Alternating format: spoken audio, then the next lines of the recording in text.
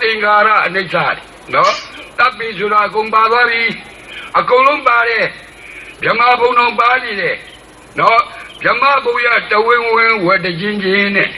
ဗြဟ္မာဘုံလည်းရောက်နိုင်တယ်နတ်ဘုံလည်းရောက်နိုင်တယ်အပယ်လေးဘုံလည်းရောက်နိုင်တယ်အဲ့ဒီတော့ရပ်ပြီးရှိပါကိုလည်းရောက်နိုင်တယ်လူဘုံလည်းဖြစ်နိုင်တယ်အားလုံးပေါင်းလိုက်တော့32ဘုံလို့ခေါ်တယ်ဗျို့အဲ့ဒါကအကြောင်းတရားကံဆိုတာအာယုံနောက်ကိုအာယုံ၅ပါးကိုလိုက်နေတဲ့အပြေအာယုံအတွင်းအာယုံနှစ်ခုရှိတယ်အတွင်းအာယုံဆိုတာကကိုယ့်ဟာကိုယ်သိပဲနော်အပြင်မှာဘာမှမမြင်တော့ဘူးကျွန်တော်လည်းမတွေးနေတာကိုယ့်ဟာကိုယ်လက်ဖေးဆိုင်မှာလက်ဖေးလောက်ပြီးတွေးနေတာအဲ့ဒီအာယုံဘယ်အာယုံလဲအာယုံ၅ပါးကိုမနှောနဲ့ပေါင်းနေတာအတွင်းအာယုံနဲ့ပေါင်းတာဒါကြောင့်မလို့အပြင်အာယုံတတ်မလားအတွင်းအာယုံတတ်မလားခင်ဗျားတို့သဘောလေးပဲနာအဲ့ဒီအာယုန်တွေကြောင့်တဏှာမာနဒိဋ္ဌိဖြစ်တာဘယ်ရလဲမနောဟောနေတာမနောကံဟောနေတာဒီကံကတန်တရားလဲတဲ့တန်တရားဘေကစလဲခန္ဓာကစတယ်တန်တရားဘေကပြတ်လဲခန္ဓာစပြတ်တယ်နော်အဲ့ဒီတော့လေလာနဲ့ပြတ်တာနော်အဲ့ဒါကိုယ်စိတ်ဘာနဲ့စိတ်သွားတော့မလဲ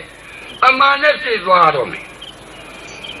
အဲ့ဒီတော့ဒီကံကိုပယ်ကြည့်လို့ဒီကံကိုသိကြည့်လို့ဘာအခြေခံလဲသာမတာဘူးဗျာတဲ့တပည့်တော်တောရဆောက်တည်တော်မယ်ဗျာတဲ့တပည့်တော်ခွင့်လို့ပါဗျာတဲ့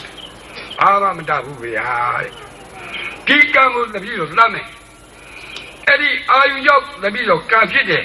ဘယ်ကံကိုသတ်မလဲနှလုံးသားရဲ့မနောကံကိုသတ်မယ်ကိလေသာကံကိုသတ်မယ်ကိလေသာကံသမတနာကံပြတ်မယ်ဒါပဲအဲ့ဒီတော့ကိလေသာကံဆိုတာဒီကိလေသာရဲ့ယုတ်ကြီးဟာ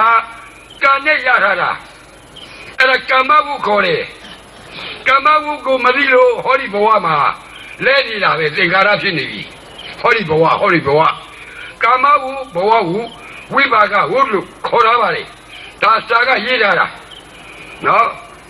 အဲ့ဒီတော့ဒီအတ္တဆိုတဲ့အကြောင်းဟာအတ္တဆိုတာဘာလဲအာယုံမှာအာယုံကိုနောက်လိုက်နေတဲ့သဘောကိုခေါ်မယ်အဲ့ဒါအတ္တပဲ